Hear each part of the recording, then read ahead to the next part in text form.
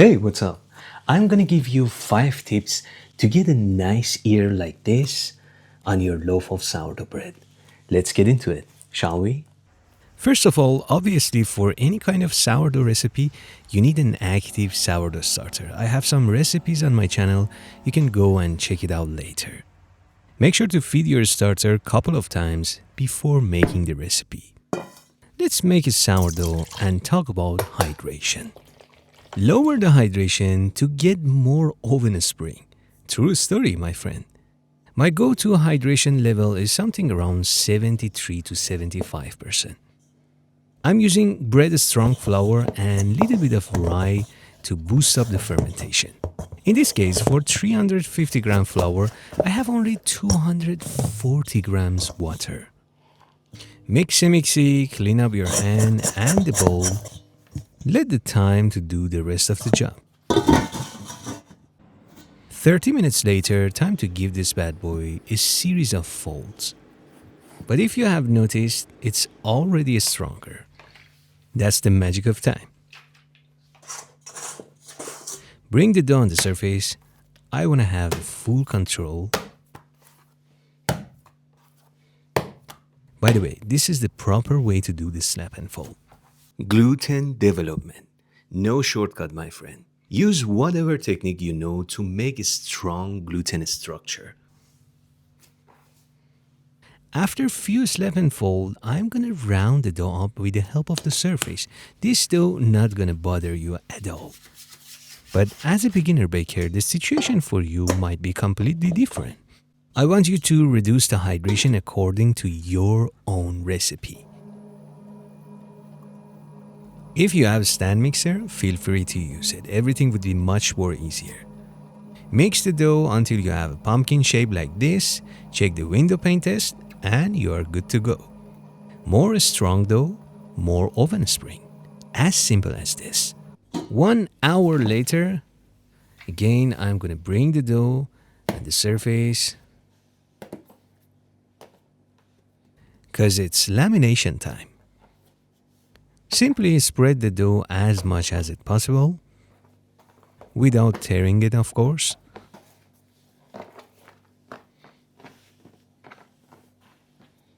And then grab each side, stretch a little bit, fold it to the center, and the other sides overlapping each other as well.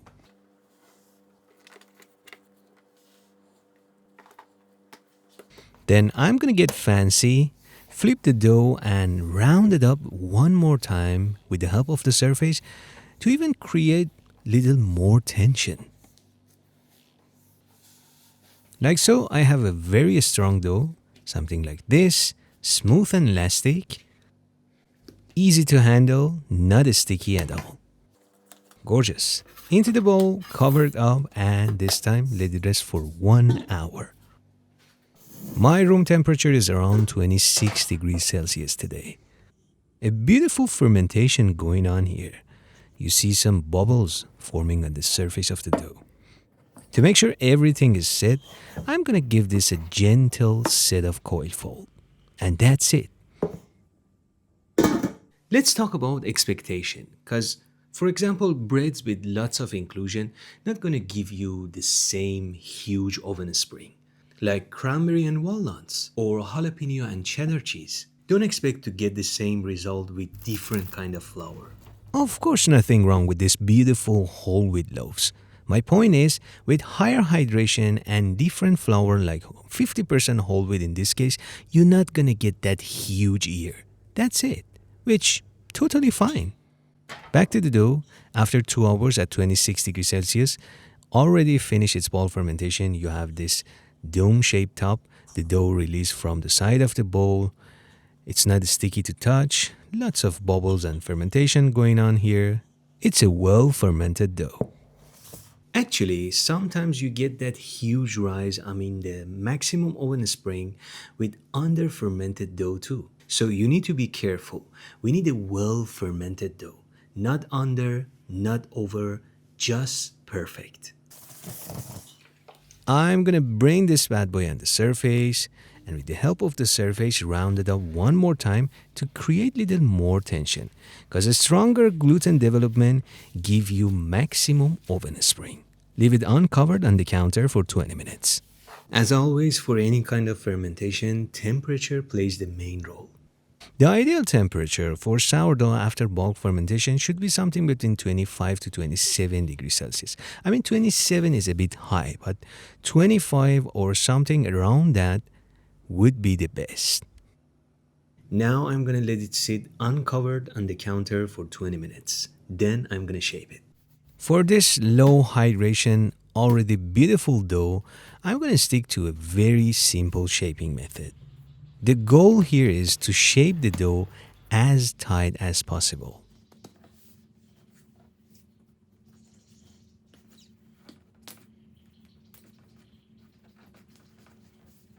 We can cold proof this bad boy overnight inside the fridge or proof it at room temperature.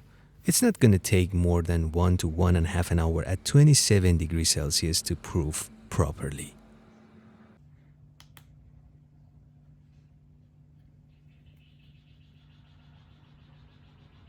Oven adjustment, my friend. I have 3 pans here. One at the bottom to create steam. Middle rack can be baking steel, baking stone, or another upside down tray. And the last one on the top to not let the crust to form faster. Or you can skip the last tray and cover the dough for the first 20 minutes to get maximum oven spring. Or forget about all of this and just use Dutch oven. How we know the dough is ready? Poke test, my friend. Poke the dough gently. If it bounces back slowly, it's ready to bake. Now that we have a well-proof dough, time to bring it on the baking paper or a baking mat in this case. Look how firm it is and how holding its shape. That's also very important. And now let's talk about scoring. Don't go too much on the side. Instead, score a bit closer to the center, but with angle, of course. Somewhere like this would be perfect. That's how the dough gonna burst up like this inside the oven and you get a beautiful ear. Now, if you score with 90-degree angle like this, the dough gonna open up like this. Turn the blade 45-degree angle and it's gonna open up beautifully. But make sure you score it deep enough. Go under the dough a bit. Let me show you how I do it. One clean and quick motion. Trim a little bit on the side. Do you see how deep it is? That's what I'm talking about. I'm going to spray a little water to get crispier crust. Into the preheated oven, bake at 230 degrees Celsius. A cup or half a cup of boiling water to create a steam. Shut the door quickly. For example, do you see the difference between these two gorgeous loaves? The one at the left, this one, I scored not quite well, but this one scored perfectly. Of course, nothing wrong with the other one, but here we just talk about ear. I mean, look at it.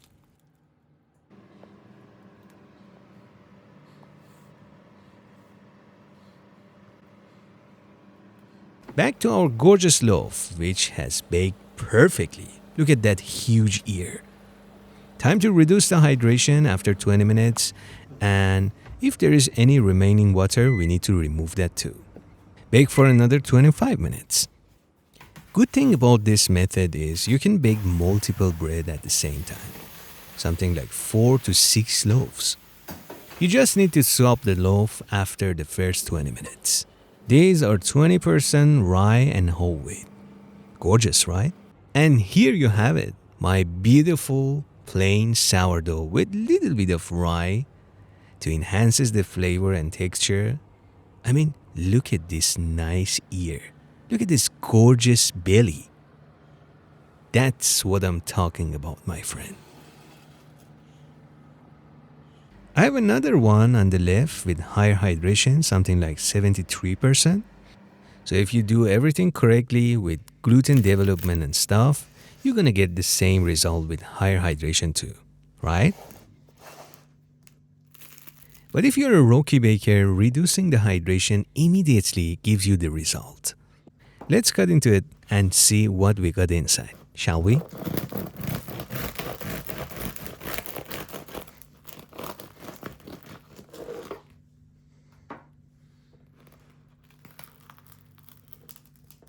I mean, wow.